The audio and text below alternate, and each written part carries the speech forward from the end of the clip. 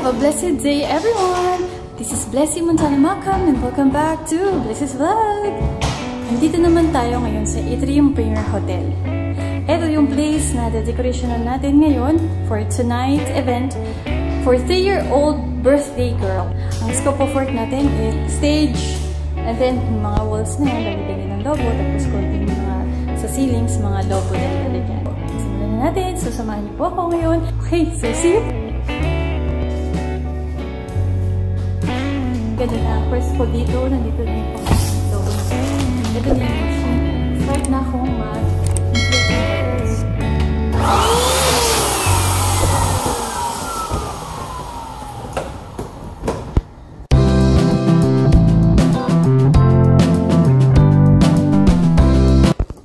Hello! Ayan, okay. May mga nailobo na dito. Pakita ko sa inyo. Yan yung mga nailobo. Yan ang para sa stage. Ito naman yung para sa ceilings, yung mga yan. Ito palaging basic. Kapag sa decoration, maglalagay kayo ng flower balloon sa wall. So, 4 lang yan. Pag sama-sama, may nasa gitna ng ibang kulay, okay na po yung pang-design. So, lalagay na natin. Lalagay na natin.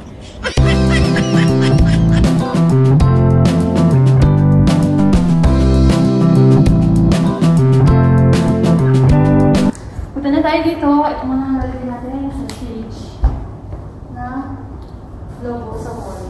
Ay!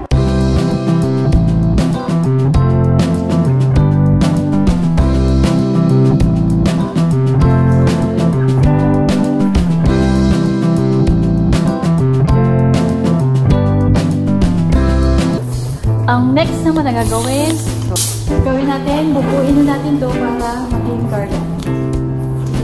So, ito yung mga 4. Pag-bukuhin na natin ang 4. Malaki, maliit, ibang size. Ayan. Tapos, gamit ang inyong tansi.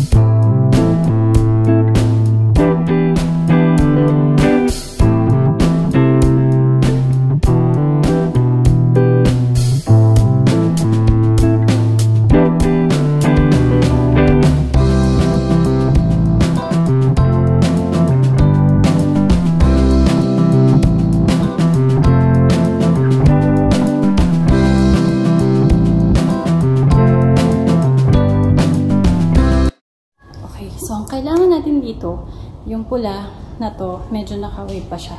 So, aayusin natin yan. Kailangan punin muna natin lahat para matapos na siya. Tapos, tsaka natin i-retouch. Okay.